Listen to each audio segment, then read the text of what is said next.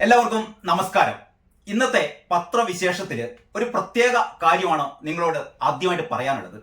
അതായത് ഈ ദേശാഭിമാനി പത്രം വായിക്കുന്ന ചില അന്തം കമ്മികളുണ്ടല്ലോ. അതായത് ദേശാഭിമാനി മാത്രമേ വായിക്കുള്ളൂ, മറ്റു പത്രങ്ങളൊന്നും വായിക്കില്ല, കൈകൊണ്ട് തൊടില്ല. മലയാള മനോരമയോ മാതൃഭൂമിയോ കേരള കൗമുദിയോ ഒന്നും കൈകൊണ്ട് തൊടാത്ത, കാരണം അതൊക്കെ വലതുപക്ഷ മൂരാച്ചികളാണ്. നമ്മുടെ പത്രം മാത്രമേ നമ്മൾ വായിക്കുകയുള്ളൂ. അങ്ങനെ കുറേ നേതാക്കന്മാരും കുറേ പ്രവർത്തകരൊക്കെ നമ്മുടെ നാട്ടിലുണ്ട്. അതേപോലെ തന്നെ ഇവര് ആകെ കൈരളി ചാനൽ മാത്രമേ കാണുള്ളൂ, മറ്റൊരു ചാനലും കാണില്ല. പ്രത്യേകിച്ച് ഏഷ്യാനെറ്റ് കാണുകയില്ല. അയ്യോ, വിനു എന്ന് പറഞ്ഞാൽ വിനു രാഷ്ട്രീയ ചർച്ച നയിക്കുമ്പോൾ പിന്നെ ആ ഭാഗത്തേക്ക് പോകില്ല. ആരാന്നറിയോ? നമ്മളെ വിനു എന്ന് പറയുന്ന വലതുപക്ഷ മൂരാച്ചി നമ്മുടെ എളമരം കരീമിനെ മുഖത്തടിക്കുന്ന പറഞ്ഞ ആളാണ്. അപ്പം വിനു നയിക്കുന്ന ഒരു ചർച്ചയും നമ്മൾ കാണില്ല. വിനു മാത്രമല്ല, ഏഷ്യാനെറ്റിന്റെ ഒരു കാര്യവും നമ്മൾ കാണില്ല. ഏഷ്യാനെറ്റ് കാണരുത്. ബാക്കിയൊക്കെ തന്നെ മനോരമ മാതൃഭൂമി ഒരു ചാനലും നമ്മൾ കാണില്ല. നമ്മൾ കൈരളി മാത്രമേ കാണുള്ളൂ. അങ്ങനെ കൈരളി ചാനൽ മാത്രം കാണുന്ന, ദേശാഭിമാനി മാത്രം വായിക്കുന്ന അന്തം കമ്മികൾക്ക് ഒരു ഉപദേശം തരാനാണ് ഞാൻ ഈ വീഡിയോ ചെയ്യുന്നത്. കാരണം ഈ ക്യാപ്സ്യൂൾ ഉണ്ടല്ലോ, ന്യായീകരണ ക്യാപ്സ്യൂളുകൾ, അതായത് ദേശാഭിമാനിയിലൂടെയും കൈരളിയിലൂടെയും, ഇനി അഥവാ മറ്റ് ചാനലുകൾ കാണുന്ന ആരെങ്കിലും ഈ കൂട്ടത്തിലുണ്ടെങ്കിൽ, അന്തംകമ്മികളുടെ കൂട്ടത്തിലുണ്ടെങ്കിൽ, അവര് ആ മറ്റ് ചാനലുകളിലും പോയിരുന്നും കണ്ട് ചില ന്യായീകരണ തൊഴിലാളികളുണ്ടല്ലോ. നമ്മളെ അനിൽകുമാർ, സ്ഥിരം അനിൽകുമാറാണ് ഒരു ന്യായീകരണ തൊഴിലാളി. വസീഫ് ഉണ്ട്, റെജി ഉണ്ട്, പിന്നെ ഇങ്ങനെ ഞാൻ പേരെടുത്ത് എനിക്ക് ഓർമ്മയിൽ വരുന്നില്ല. അങ്ങനെ കുറെ പാർട്ടിയുടെ സ്വന്തം ആൾക്കാര്, നമ്മളെ പ്രകാശമാഷ് ഉണ്ടാവും ഇടക്ക്. അങ്ങനെ പാർട്ടിയുടെ ഔദ്യോഗിക നേതാക്കന്മാരും ഇടതുപക്ഷ സഹയാത്രികർ എന്ന് പറയുന്ന വേറെ കുറെ ആൾക്കാരും വന്നിട്ട് ന്യായീകരണ ക്യാപ്സ്യൂളുകൾ കൊടുക്കും. ന്യായീകരണ ക്യാപ്സ്യൂളുകൾ വിതരണം ചെയ്യും. ദേശാഭിമാനി പത്രത്തിലൂടെയും ഇവർ വിതരണം ചെയ്യുന്ന മുഴുവനും ന്യായീകരണ ക്യാപ്സ്യൂളുകളാണ്. നമ്മൾ സാധാരണ രോഗം വരുമ്പോൾ ഈ ക്യാപ്സ്യൂളുകളൊക്കെ, ഈ ചെറിയ ക്യാപ്സ്യൂളുകളൊക്കെ നമുക്ക് എങ്ങനെയെങ്കിലും വിഴുങ്ങാം. ഈ ദേശാഭിമാനിയും കൈരളിയും വിതരണം ചെയ്യുന്ന ക്യാപ്സ്യൂളുകൾ ഉണ്ടല്ലോ, നമ്മുടെ ഈ അമ്മിക്കുട്ടിയുടെ വലിപ്പം ഉണ്ടാവും. നമ്മൾ ഈ അറിയാലോ, അമ്മിക്കുട്ടി, അതിന്റെ വലുപ്പമുള്ള ക്യാപ്സ്യൂളുകളാണ്. ഇത് കൊല്ലി തട്ടിട്ട് ചത്തുപോകും. അപ്പൊ എനിക്കൊരു അപേക്ഷയുള്ളത്, ദേശാഭിമാനിയിലൂടെയും കൈരളിയിലൂടെയും ഇനി മറ്റു ചാനലുകളിൽ പോയിരുന്ന് സഖാക്കന്മാര് വിതരണം ചെയ്യുന്ന ന്യായീകരണ ക്യാപ്സ്യൂളുകളൊക്കെ ഒന്ന് ചെറുതാക്കണം. വലിയ അമ്മിക്കുട്ടി വലുപ്പത്തിലുള്ള ക്യാപ്സ്യൂളുകൾ കൊടുത്താൽ തൊണ്ടയിൽ കുടുങ്ങി ചത്തുപോകും. അതുകൊണ്ട് നിങ്ങൾ ചെയ്യേണ്ടതെന്ന് വെച്ചാൽ ഇത് ഒന്ന് പൊട്ടിച്ചിട്ട് മാത്രം കഴിക്കുക. ഞാൻ അത്തരത്തിൽപ്പെട്ട 2-3 ക്യാപ്സ്യൂളുകളാണ് നിങ്ങൾക്ക് മുമ്പിൽ അവതരിപ്പിക്കുന്നത്. ഇത് ഇന്നത്തെ ദേശാഭിമാനി പത്രമാണ്. ദേശാഭിമാനി പത്രത്തിന്റെ മെയിൻ സ്റ്റോറി എന്ന് പറയുന്നത് DCC ട്രഷററുടെയും മകന്റെയും ആത്മഹത്യ, അന്വേഷണം MLA-യിലേക്ക്. ഇന്നത്തെ ഏറ്റവും വലിയ സംഭവമാണ്. പക്ഷെ ദേശാഭിമാനിയിൽ മാത്രമേ ഉള്ളൂ കേട്ടോ. ദേശാഭിമാനിക്ക് മാത്രമേ ഇത് വലിയ സംഭവമാണെന്ന് തോന്നുന്നുള്ളൂ. അതായത് DCC മുൻ സെക്രട്ടറിയും മകനും ആത്മഹത്യ ചെയ്ത സംഭവം 3-4 ദിവസമായി ദേശാഭിമാനി ഇങ്ങനെ വെച്ച് കളിക്കുന്നു. ഇത് വെച്ചിട്ട് എങ്ങനെ നമ്മുടെ കോൺഗ്രസ് പോസ്റ്റിലേക്ക് ഗോളടിക്കാം എന്ന് വിചാരിച്ചിട്ട് ഇങ്ങനെ നടക്കുന്ന ദേശാഭിമാനി മെയിൻ സ്റ്റോറി പോട്ടെ. ഈ മെയിൻ സ്റ്റോറി അല്ല ഞാൻ പറയുന്നത്. ഇത് ചെറിയ നമ്മുടെ കുതിരട്ടമ്മ പറഞ്ഞത് ചെറിയ ക്യാപ്സ്യൂൾ ആണ്. ഇത് അത്യാവശ്യം വിഴുങ്ങട്ടോ. വിഴുങ്ങി വെള്ളം കുടിച്ചു കഴിഞ്ഞാൽ വലിയ തൊണ്ടയിൽ തട്ടുന്നില്ല. ഇനി തൊണ്ടയിൽ തട്ടിപ്പോകുന്ന ചില ക്യാപ്സ്യൂളുകളുണ്ട്.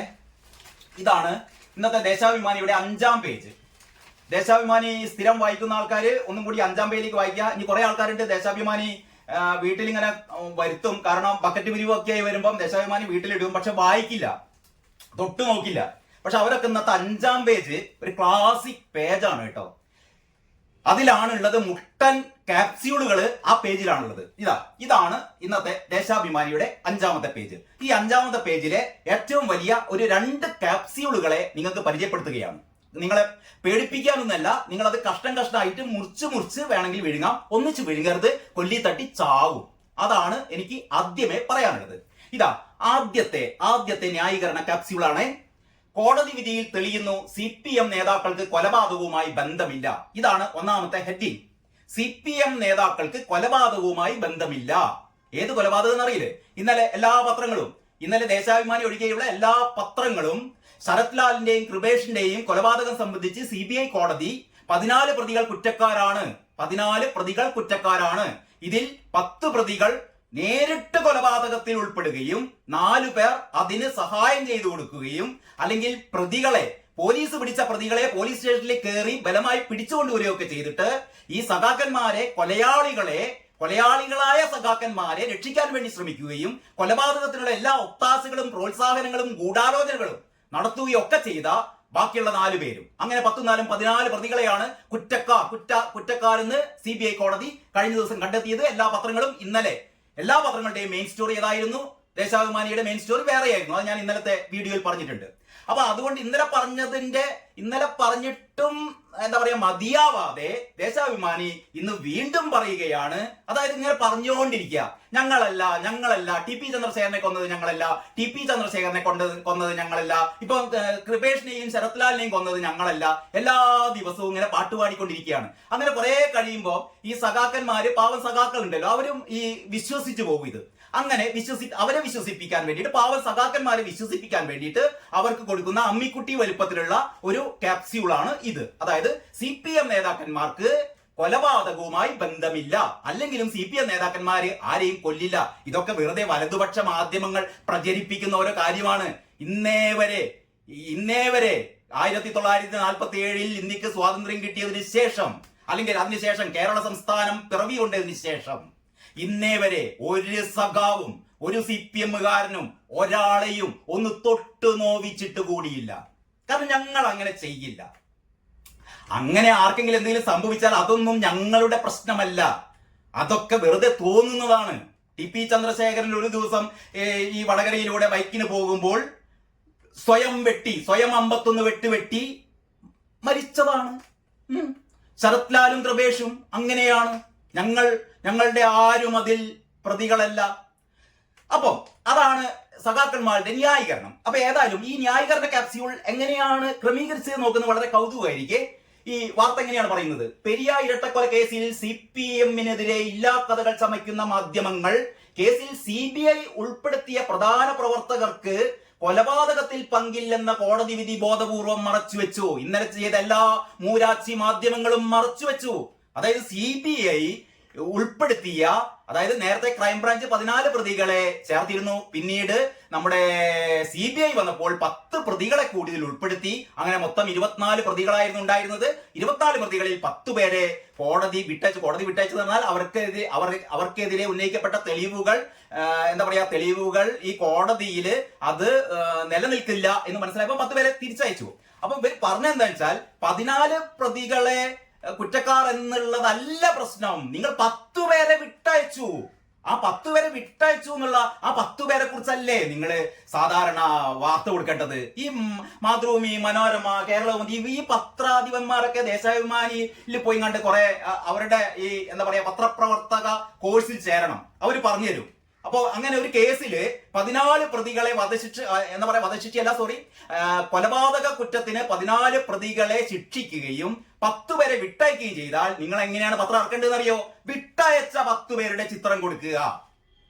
ശിക്ഷിക്കപ്പെട്ട 14 പേരെ കുറിച്ച് നമ്മൾ മിണ്ടരുത്, അത് മിണ്ടാൻ പാടില്ല.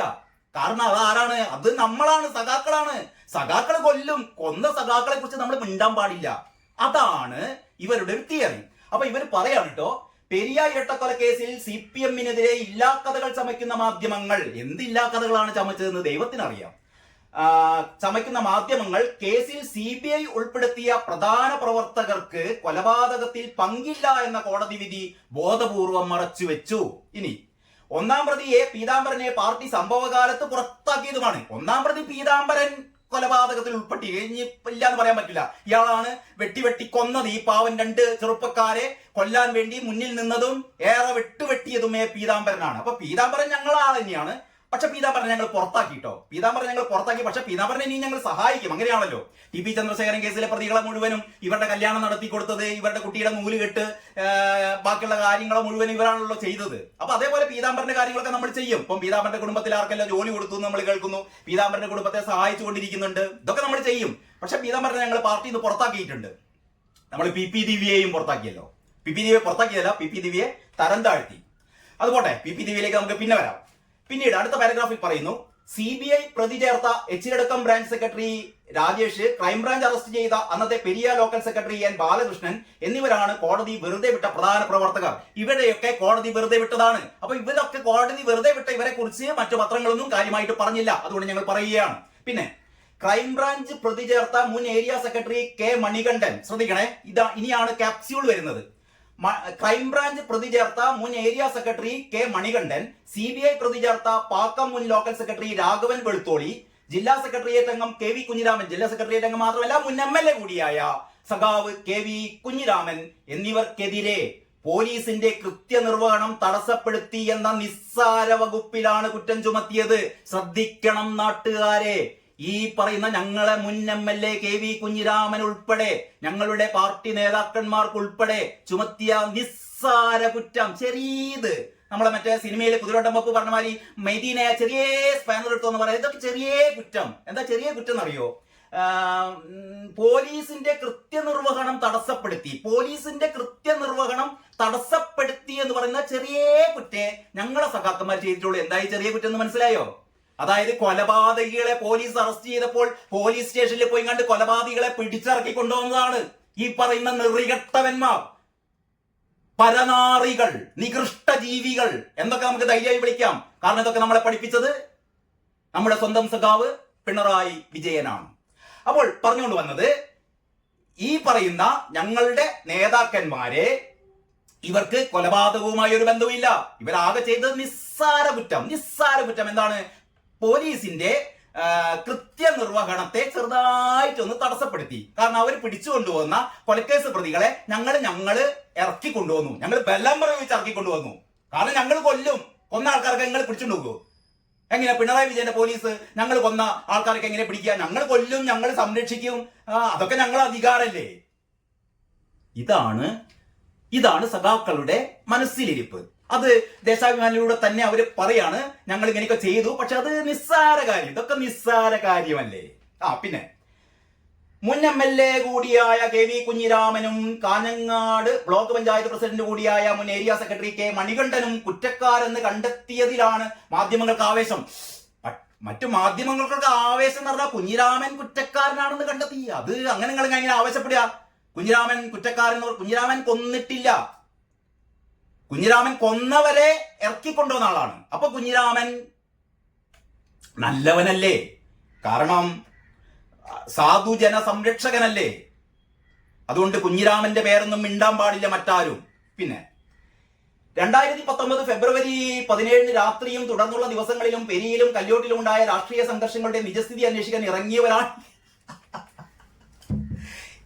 അതായത് അവിടെ ഇങ്ങനെ പ്രശ്നം ഉണ്ടായി. അവിടെ ഈ കൊലപാതകമൊക്കെ ഉണ്ടായി. പാവൻ രണ്ട് ചെറുപ്പക്കാരെ വെട്ടി കൊന്നപ്പോ എന്താണ് സംഭവിച്ചതെന്ന് അറിയാൻ വേണ്ടിയിട്ട് മുണ്ടും മടുക്കത്തുത്തി ഇറങ്ങിയതായിരുന്നു കെ വി കുഞ്ഞിരാമനും കെ വി കുഞ്ഞിരാമന്റെ ഇടവും വലവും നിൽക്കുന്ന ഈ പാർട്ടി ലോക്കൽ കമ്മിറ്റി സെക്രട്ടറിയും മുൻ എന്താ പറയാ പ്രവർത്തകനും മറ്റു നേതാക്കന്മാരൊക്കെ ഒന്ന് ഇറങ്ങിയതായിരുന്നു. എന്താണ് അവിടെ നടന്നതെന്ന് അറിയണമല്ലോ.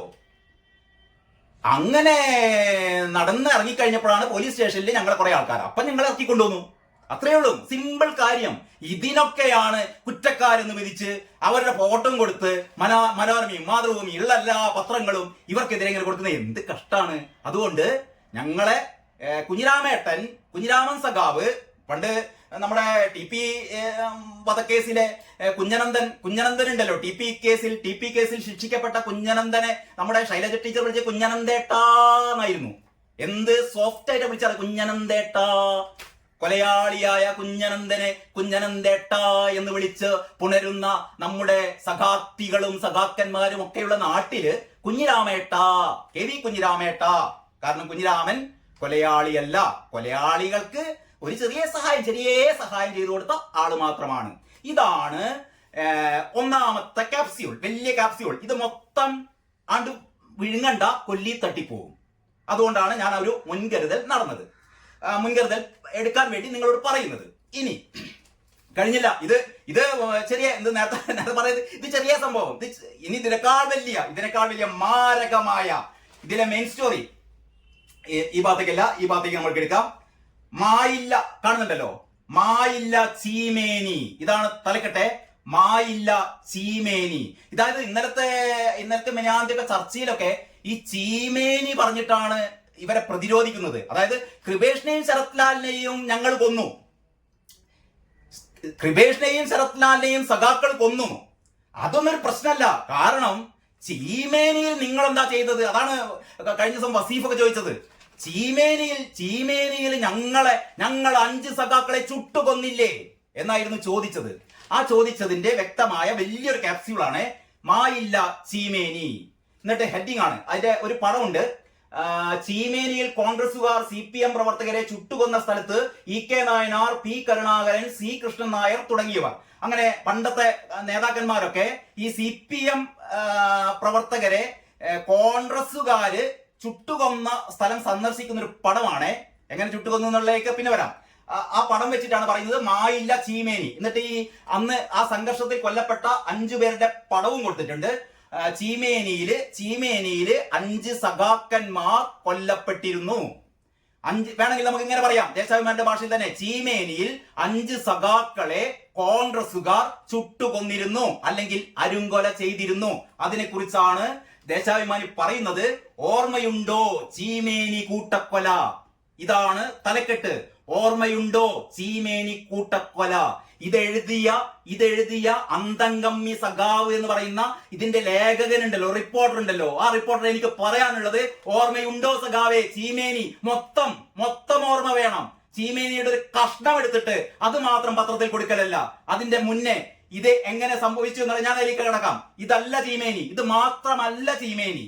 ചീമേനി എന്താണ് എന്നുള്ളത് ഇതിന്റെ ഒരു ആമുഖത്തോടെ നമുക്ക് ഈ വാർത്തയിൽ കിടക്കാം. ചീമേനി ഒരു 1980 കാലം മുതൽക്ക് തന്നെ ചീമേനിയിൽ കോൺഗ്രസുകാരും CPMകാരും നിരന്തരം സംഘർഷത്തിലേർപ്പെട്ട സ്ഥലമാണ് ചീമേനി. നിങ്ങൾ മനസ്സിലാക്കണം, ചീമേനി എന്ന് പറയുന്നത്, ചീമേനിയിൽ നിരന്തര സംഘർഷങ്ങൾ ഉണ്ടാകാറുണ്ട്.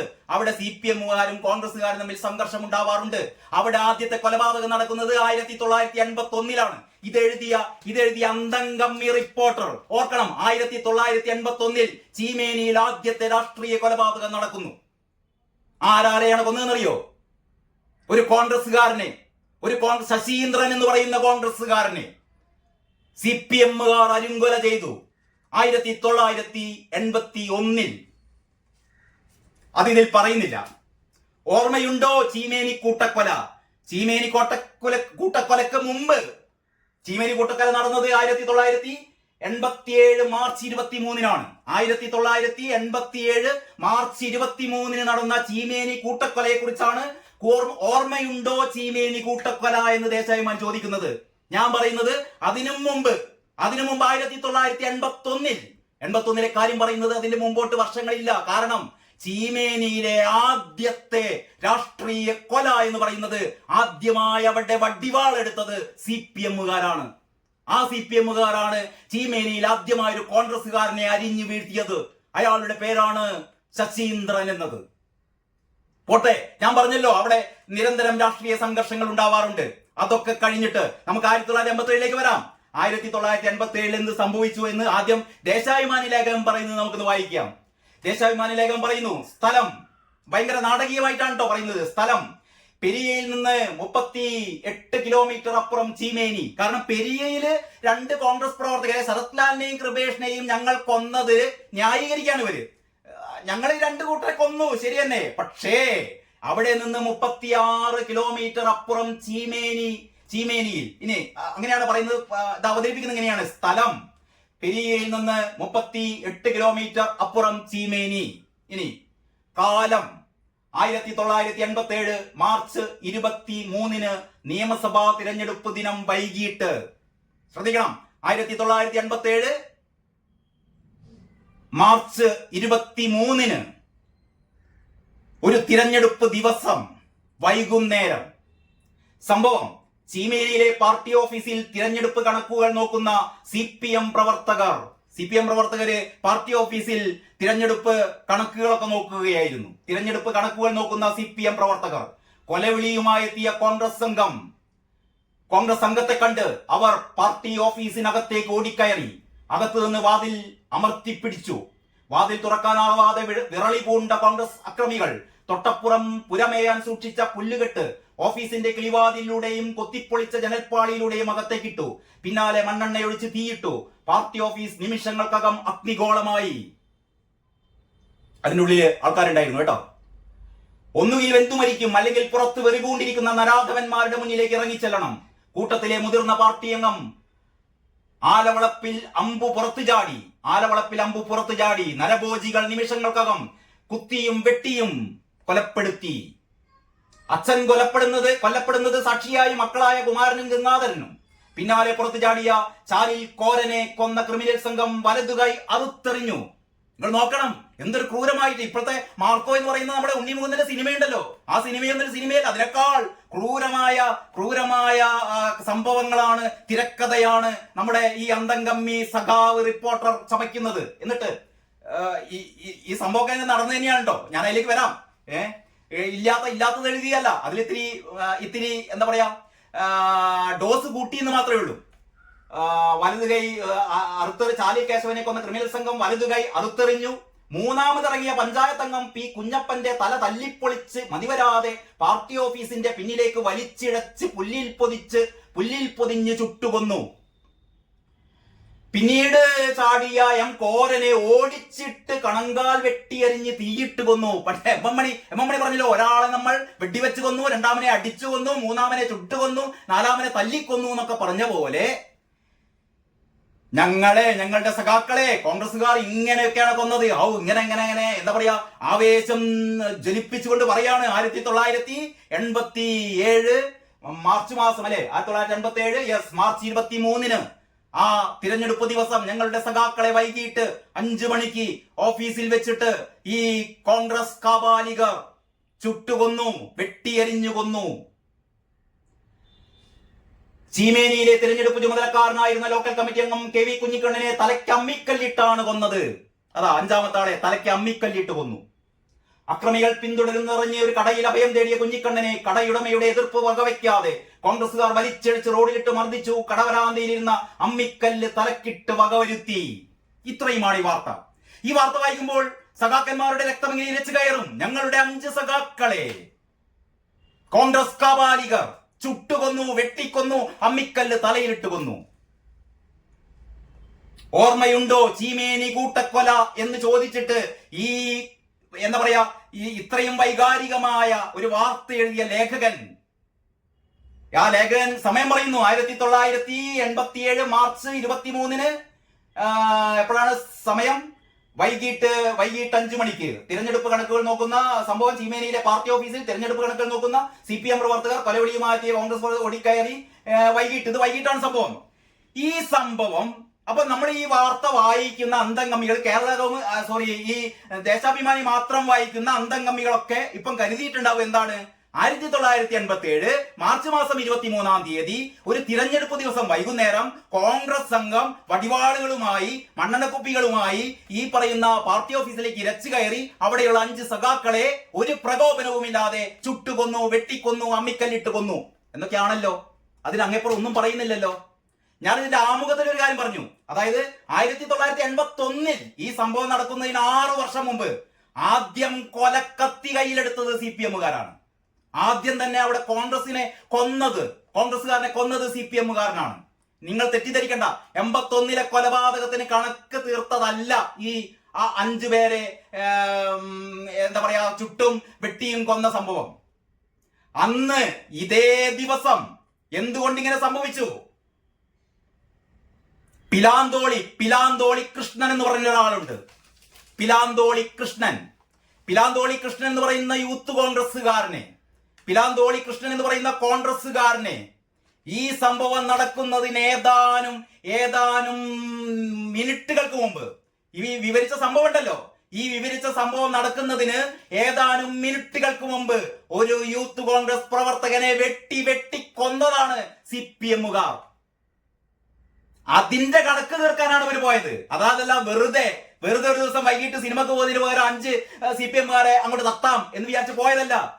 കാരണം സംഘർഷം നിലനിൽക്കുന്ന ആ പ്രദേശത്ത് അവിടെ ബൂത്ത് ഏജന്റായി, ആ തിരഞ്ഞെടുപ്പ് ദിവസം ബൂത്ത് ഏജന്റായി പോയിരുന്ന പിലാന്തോളി കൃഷ്ണനെ CPM-കാർ, ആ ബൂത്ത് ഏജന്റായി പോയിരുന്ന ആൾ, ബൂത്ത് ഏജന്റിന്റെ പണി കഴിഞ്ഞ് അയാൾ ഇലക്ഷൻ കഴിഞ്ഞ് പുറത്തേക്ക് വന്ന പിലാന്തോളി കൃഷ്ണനെ വെട്ടി കൊന്നു CPM-കാർ. ഇതിലാകെ വൈകാരികമായി എന്താ പറയാ രോഷാകുലരായ ഒരു സംഘം കോൺഗ്രസുകാർ, യൂത്ത് കോൺഗ്രസുകാർ ഇരച്ചു കയറി പാർട്ടി ഓഫീസിലേക്ക്. ഇതാ പറഞ്ഞത് വൈകാരികമായ ഒരു സംഘർഷത്തിന്റെ പരിണിത ഫലമായിരുന്നു ഈ ചീമേനി കൂട്ടക്കൊല. ഈ ദേശാഭിമാനി പറയുന്ന പോലെ വെറുതെ വന്ന് 5 പേരെ ചുട്ടുകൊന്നതല്ല. ഞാനത് ന്യായീകരിക്കുകയല്ല. 5 പേരെ ചുട്ടുകൊന്നതും വെട്ടിക്കൊന്നതും ന്യായീകരിക്കുകയല്ല. ഞാൻ പറയുന്നത് ഇതിനൊക്കെ കാരണമായ ആദ്യ കൊല നടത്തിയത് 81-ലെ കൊലയല്ല ഞാൻ പറയുന്നത്. 81-ലെ കൊല വിട്ടേക്കാം നമുക്ക്. അത് കഴിഞ്ഞ് ഇതേ ദിവസം ഒരു ബൂത്ത് ഏജന്റായ കോൺഗ്രസുകാരനെ വെട്ടിക്കൊന്നപ്പോൾ അവിടെ നിന്ന് രോഷാകുലരായ യൂത്ത് കോൺഗ്രസുകാരും ചേർന്നാണ് ചീമേനിയിൽ ഈ കൂട്ടക്കൊല നടത്തിയത്. അപ്പൊ ഞാൻ പറഞ്ഞു വരുന്നത് എല്ലാറ്റിനും വഴിമരുന്നിടുന്നത് CPM-കാരാണ്, സഖാക്കളാണ്. കേരളത്തിലെ ആദ്യത്തെ രാഷ്ട്രീയ കൊലപാതകം അറിയാലോ? 1969 മറക്കരുത്. 1969 കണ്ണൂരിൽ ആദ്യത്തെ രാഷ്ട്രീയ കൊലപാതകം നടന്നത് വാടിക്കൽ രാമകൃഷ്ണനെ, ബിജെപിക്കാരനല്ല, അന്നത്തെ ജനസംഘക്കാരനായ വാടിക്കൽ രാമകൃഷ്ണനെ അരുങ്കൊല ചെയ്തത് CPM-കാരായിരുന്നു. അതിൽ 1-ാം പ്രതി, ആ കേസിലെ 1-ാം പ്രതി ഞാൻ പറയുന്നില്ല, നിങ്ങൾക്ക് അന്വേഷിക്കാം. ആ കേസിലെ 1-ാം പ്രതി ആരായിരുന്നു? ആ FIR-ൽ 1-ാം പ്രതിയുടെ പേര് അച്ചടിച്ച FIR KPCC president K Sudhakaran ഈയിടെ പുറത്തുവിട്ടിരുന്നു. ആ FIR-ൽ 1-ാമത്തെ പേര് അന്വേഷിക്കണം, ആരായിരുന്നു അയാൾ എന്ന്. അപ്പൊ പറഞ്ഞുകൊണ്ടൊന്നും ഇങ്ങനെയാണ്, ആരും വിശുദ്ധരൊന്നുമല്ല. ഞാനിവിടെ കോൺഗ്രസ്സുകാരെ വെള്ളപൂശാൻ വേണ്ടിയിട്ടല്ല പറയുന്നത്. ഈ സഖാക്കന്മാരുടെ ഇവരുടെ ഈ ഇരട്ടത്താപ്പുണ്ടല്ലോ, ഞങ്ങൾ വിശുദ്ധന്മാർ, ഞങ്ങൾ സമാധാന പ്രിയർ, ഞങ്ങൾ ജനാധിപത്യ വിശ്വാസികൾ, മറ്റുള്ളവരെല്ലാം കൊലപാതകികൾ. അതായത് പാവം കൃപേഷിനെയും ശരത് ലാലിനെയും കൊന്നത് ന്യായീകരിക്കാൻ വേണ്ടിയിട്ട് ഇവർ ഈ ചീമേനി എടുത്തിട്ടതാണ്. കാരണം ചീമേനിയിൽ 5 പേരെ ചുട്ടുകൊന്നു എന്ന് പറയുമ്പോൾ ആകെ രക്തം തിളയ്ക്കല്ലോ. 5 പേരെ എന്തിന് 5 പേരെ ചുട്ടുകൊന്നു? തൊട്ടു മുമ്പ് മറ്റൊരാളെ വെട്ടി കൊന്നതിന്റെ രോഷം, പക. അങ്ങനെ ചെയ്യാൻ പാടുണ്ടോ എന്ന് ചോദിച്ചാൽ പാടില്ല. എല്ലാവരും ഗാന്ധിജിയുടെ അതേ ഒരു ജെനറ്റിക്സ് പിന്തുടരുന്ന ആൾക്കാരായിരിക്കില്ല. പക്ഷെ അങ്ങനെ പ്രകോപനം സൃഷ്ടിച്ചുകൊണ്ട് ഇവിടെ കൊലപാതകങ്ങൾക്ക് തുടക്കം കുറിച്ചത് ഞാൻ 2 സംഭവമേ പറഞ്ഞിട്ടുള്ളൂ. ചീമേനിയിൽ ആദ്യത്തെ കൊല 1981-ലെ ആദ്യത്തെ കൊല, സതീശരെ കൊല ചെയ്തുകൊണ്ട് തുടക്കം കുറിച്ചത് CPM-കാരാണ്. വാടിക്കൽ രാമകൃഷ്ണനെ കൊന്നുകൊണ്ട് കണ്ണൂർ ജില്ലയിൽ ആദ്യത്തെ കൊലപാതകം അരങ്ങേറിയതും സഖാക്കളാണ്. ഇങ്ങനെ 2 പ്രധാനപ്പെട്ട കാര്യങ്ങൾ. പിന്നെയും കുറെ വാർത്തകൾ ഉണ്ട് കേട്ടോ. അതായത് നമ്മുടെ ആരുടെ കൊലയാണ്? നമ്മുടെ ധീരജിന്റെ കൊലപാതകത്തെ കുറിച്ച്, ഷിബിന്റെ കൊലപാതകത്തെ കുറിച്ച് ഒക്കെ പറയുന്നുണ്ട്. എന്ന് പറഞ്ഞാൽ കോൺഗ്രസുകാർ കൊല ചെയ്ത ആൾക്കാരുടെ കാര്യങ്ങളൊക്കെ അങ്ങനെ പറഞ്ഞിട്ട് വരുത്തി തീർക്കുന്ന എന്താണ്? കൃപേഷിനെയും ശരത് ലാലിനെയും ഞങ്ങൾക്ക് കൊല്ലാം. ഇങ്ങനെയൊക്കെ ചെയ്യുമ്പോൾ കൃപേഷിനെയും ശരത് ലാലിനെയും ഞങ്ങൾക്ക് കൊല്ലാം, ഞങ്ങൾ ഇനിയും കൊല്ലും എന്നാണ് ഈ ന്യായീകരണ കാപ്സ്യൂളുകൾ ഇതിലൂടെ വിതരണം ചെയ്തുകൊണ്ട് ദേശാഭിമാനി പത്രം എന്ന് പറയുന്ന കള്ളങ്ങൾ മാത്രം എഴുതുന്ന, അല്ലെങ്കിൽ ഒരു ഭാഗം മാത്രം കാണുകയും ഇങ്ങനെയല്ല കൂട്ടരെ പത്രം നടത്തേണ്ടത്. പറയുമ്പോൾ എല്ലാം പറയണം. ഓർമ്മയുണ്ടോ ചീമേനി എന്ന് ചോദിക്കുമ്പോൾ ചീമേനി മൊത്തം ഓർക്കണം. നിങ്ങളുടെ കാര്യം മാത്രം ഓർമ്മിച്ചുകൊണ്ട് മറ്റു കാര്യങ്ങൾ മറക്കരുത്. ഓർമ്മയുണ്ടാവണം. എല്ലാം. തൽക്കാലം ഇത്ര മാത്രമാണ് പറയാനുള്ളത്. വീണ്ടും ഞാൻ ആദ്യം പറഞ്ഞ ഇതിന്റെ തുടക്കത്തിലുള്ള കാര്യം ഓർമ്മിപ്പിക്കുകയാണ്. ഈ ക്യാപ്സ്യൂളുകൾ നിങ്ങളുടെ സഖാക്കന്മാർ വാരി വിതറുന്ന, ഗോവിന്ദമാഷും പിണറായി വിജയനും AK ബാലനും ഒക്കെ വാരി വിതറുന്ന വൻ ക്യാപ്സ്യൂളുകൾ എടുത്ത് മിണിങ്ങിയാൽ, ദേശാഭിമാനി പത്രവും കൈരളി ചാനലൊക്കെ വിതരണം ചെയ്യുന്ന ക്യാപ്സ്യൂളുകൾ എടുത്ത് വിഴുങ്ങിയാൽ ശ്വാസം കിട്ടാതെ ചത്തുപോകും. അതുകൊണ്ട് ഇമാതിരി ക്യാപ്സ്യൂളുകൾ പൊടിച്ച് തരിയാക്കിയിട്ട് കഞ്ഞി വെച്ച് കുടിക്കാം. അതാണ് നല്ലത്. ഏതായാലും എല്ലാ സഖാക്കന്മാർക്കും എന്നെങ്കിലും ഈശ്വരൻ നല്ല ബുദ്ധി തോന്നിപ്പിക്കണേ എന്ന് ഈ ലോകത്തിലെ, ഈ പ്രപഞ്ചത്തിലെ എല്ലാ ദൈവങ്ങളോടും മനമുരുകി പ്രാർത്ഥിച്ചുകൊണ്ട് ഞാൻ എൻ്റെ ഈ വീഡിയോ ഇവിടെ അവസാനിപ്പിക്കുകയാണ്. നന്ദി, നമസ്കാരം.